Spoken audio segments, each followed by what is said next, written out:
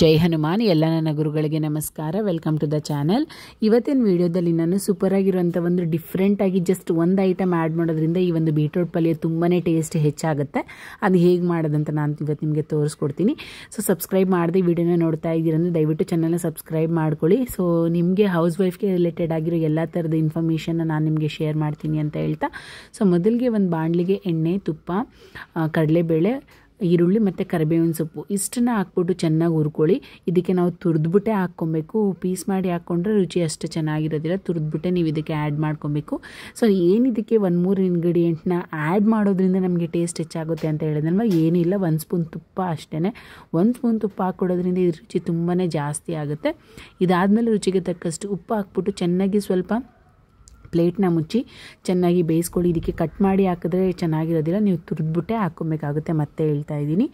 So ಚೆನ್ನಾಗಿ ಇದನ್ನು mix ಮಾಡಿಕೊಂಡು ಪ್ಲೇಟ್ನ ಕ್ಲೋಸ್ ಮಾಡಿ ಸಾಫ್ಟ್ ಆಗೋವರೆಗೂ ಚೆನ್ನಾಗಿ ಬೇಯಿಸ್ಕೊಳ್ಳಿ.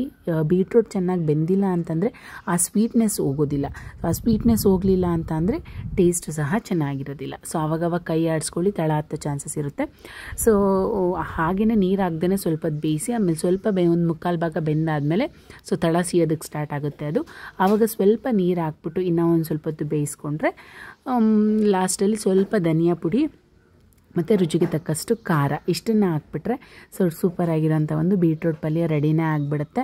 ಸೊ ಒಂದು ಸತಿ ನೀವು ಈ ರೀತಿ ಟ್ರೈ ಮಾಡಿ ನೋಡಿ, ಖಂಡಿತವಾಗ್ಲೂ ತುಂಬಾ ಚೆನ್ನಾಗಿ ಬರುತ್ತೆ. ಬಟ್ ತುಪ್ಪ ಮಾತ್ರ ಮಿಸ್ ಮಾಡಬೇಡಿ. ತುಪ್ಪ ಹಾಕೋದ್ರಿಂದನೇ ಇದ್ರ ರುಚಿ ಜಾಸ್ತಿ ಆಗೋದು. ಸೊ ಡಿಫ್ರೆಂಟಾಗಿಯೂ ಸಹ ಬರೋದು ಟೇಸ್ಟು.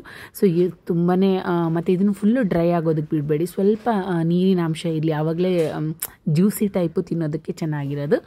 ಸೊ ಇದ್ರ ಹಸಿ ವಾಸನೆ ಹೋಗೋವರೆಗೂ ನೀವು ಬೇಯಿಸ್ಕೊಂಡ್ರೆ ಸೊ ಪಲ್ಯ ರೆಡಿನೇ ಆಗಿಬಿಡುತ್ತೆ. ಈ ಒಂದು ಪಲ್ಯ ದೋಸೆಗೆ ತಿನ್ಬೋದು, ಚಪಾತಿಗೂ ತಿನ್ಬೋದು, ಅಥವಾ ಏನಾದರೂ ಸಾಂಬಾರಿಗೆ ಸೈಡ್ ಡಿಶ್ ಆಗಿಯೂ ಸಹ ನೆಂಚ್ಕೊಂಡು ತಿನ್ನೋದಕ್ಕೂ ಚೆನ್ನಾಗಿರುತ್ತೆ. ನಾನು ಇದಕ್ಕೆ ಕಾಂಬಿನೇಷನ್ ಆಗಿ ನಾನು ಚಪಾತಿನ ಮಾಡ್ಕೊಂಡಿದ್ದೆ. ಚಪಾತಿಗೆ ಇದಕ್ಕೆ ತುಂಬಾ ರುಚಿಯಾಗಿತ್ತು. ಯೂಶ್ವಲಿ ನನಗೆ ಬೀಟ್ರೂಟ್ ಪಲ್ಯ ಜೊತೆಲಿ ಚಪಾತಿ ತಿನ್ನೋದಂದ್ರೇ ಇಷ್ಟ. ಅದು ಈ ಥರ ಮಾಡ್ಕೊಂಡಿದ್ದಕ್ಕೆ ಆ ಜ್ಯೂಸಿ ಟೆಕ್ಸ್ಚರ್ ಇರೋದಕ್ಕೆ ತುಂಬಾ ಚೆನ್ನಾಗಿತ್ತು. ಸೊ ವಿಡಿಯೋ ಇಷ್ಟ ಆದರೆ ಲೈಕ್ ಮಾಡಿ ಅಂತ ಹೇಳ್ತಾ ಬಾಯ್.